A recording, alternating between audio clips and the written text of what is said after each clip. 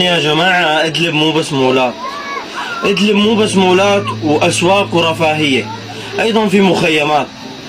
هون في مئات العوائل بالمخيمات لسه ما طلعت، وفي مئات العوائل من مثل هذا الطفل. طبعا الطفل ما بده أكثر من حقوقه، لا الطفل ولا عائلة الطفل ما بدهم أكثر من حقوقه.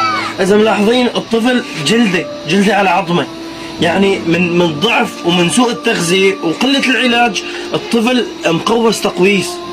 يا جماعة ارحموا من في الأرض يرحمكم من في السماء. فرجيهم يعني الطفل. طبعا أنا عن جد آسف على الكلمة، ولكن طفل ميت سريريا. نعم. يعني فقط بياكل وبيشرب. طبعا أخوي جميل يعني إنه عمره 16 سنة هالطفل وليك بالوضع كأنه عمره بالسنة، يعني صفى يعني من سوء التغذية وضعف الحال. يعني إحنا ما عندنا الإمكانيات طلباته طبعا. عرفت شلون؟ يعني قدموا له إياها كلها